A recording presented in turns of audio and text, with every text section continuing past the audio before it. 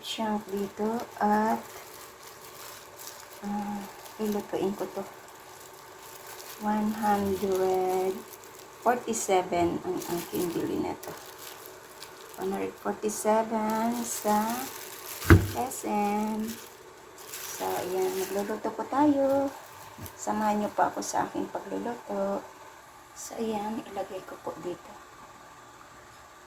Lutuin muna natin siya sa sa pressure cooker. At lagyan ko po siya ng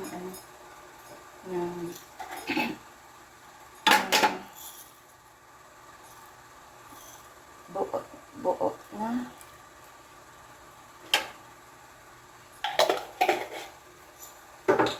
at kaunting salt. Ayan. So, lutuin ko po siya kasi alam mo na ang beef ay matigas. Ito, pressure cooker natin siya around 30 minutes lang. Ayan, so lutuin natin siya ng 30 minutes para lutong-luto. Ayan. At ito ay ating balatan para ilahok natin mamaya sa ating lulutuin.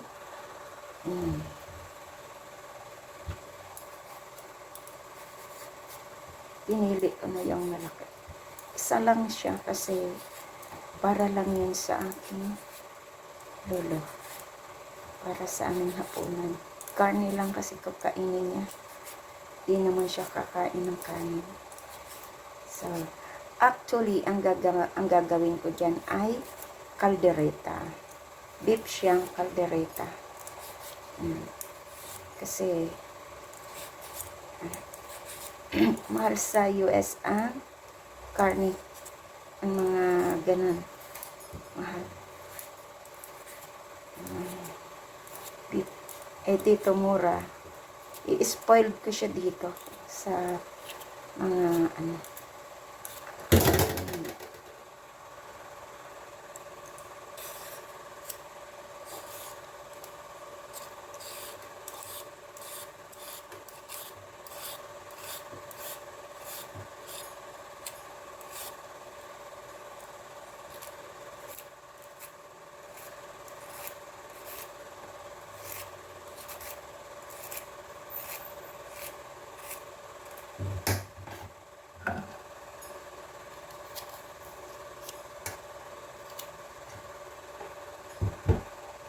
A few moments later. So, ayan, naluto na ang ating beef shank. So, ito na po siya, ang ating beef shank. Ayusin ko lang ito. Gugupitin ko lang siya para hindi siya sobrang laki. Niluto ko siya sa para madali tayo sa ating pagluluto.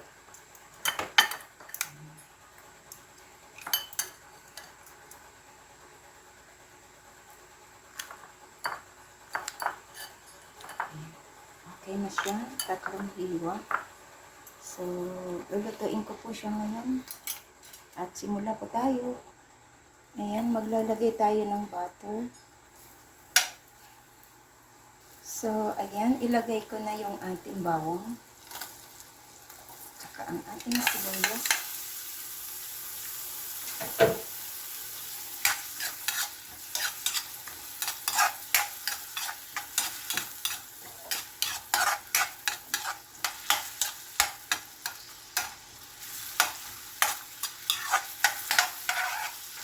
Ayan, at ilagay ko na itong ating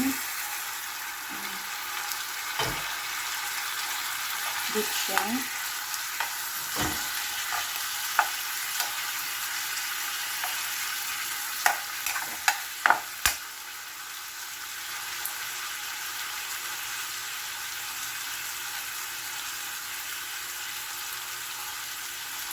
So, ayan, lagyan ko po siya ng kaunting oyster sauce.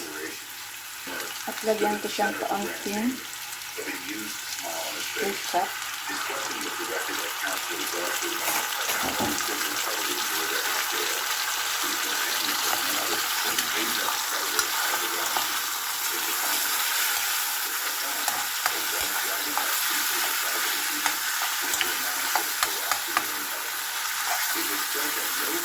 Ayan. At ilagay ko po yung ating pinaglutoan ng salain ko lang.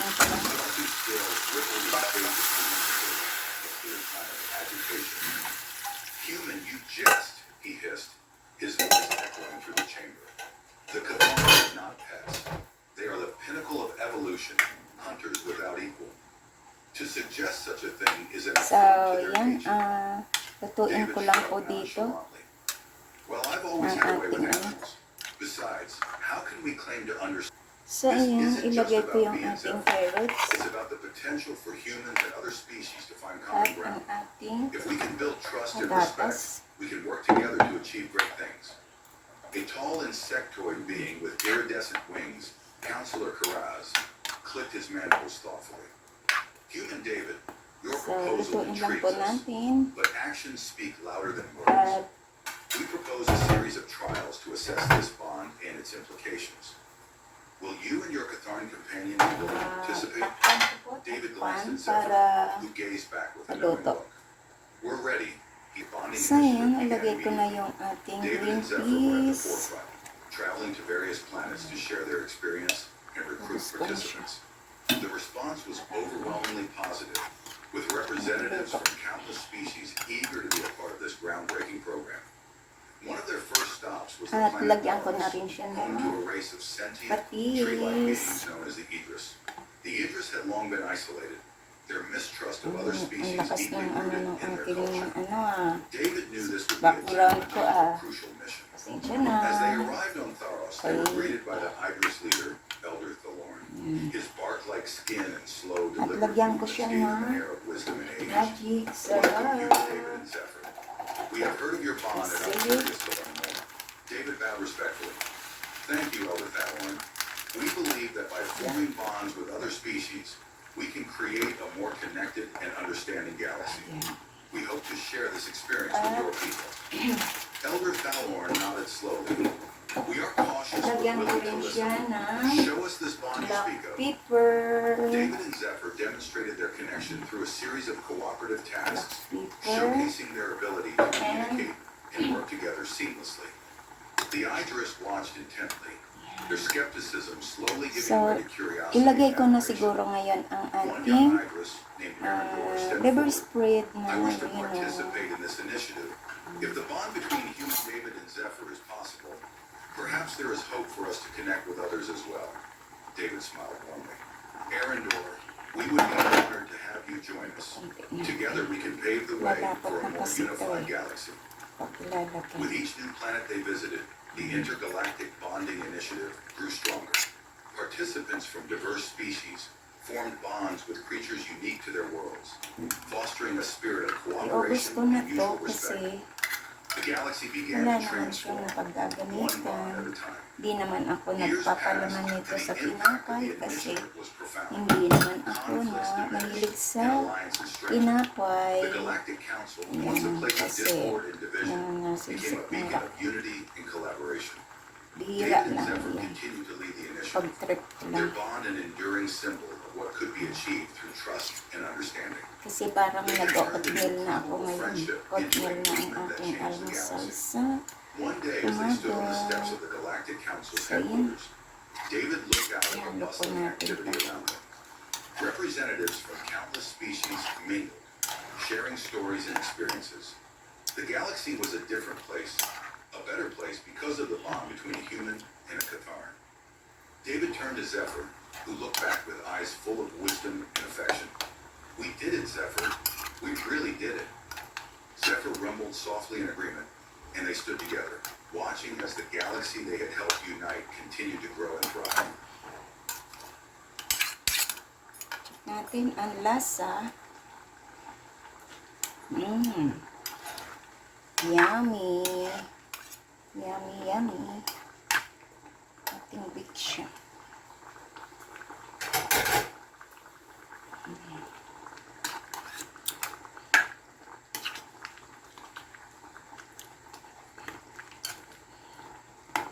So, ayan.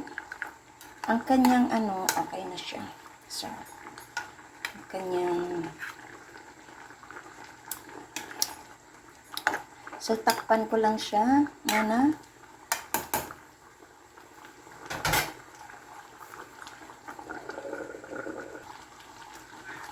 Ayan. Pwede na natin itong hanguin.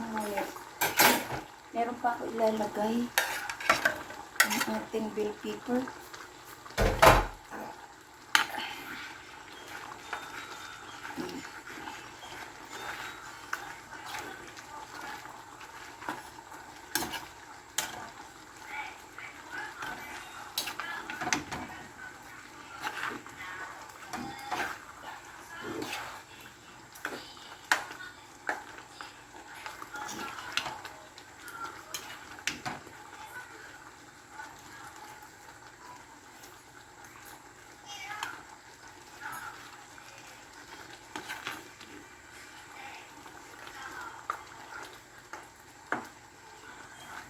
Ayan, luto na.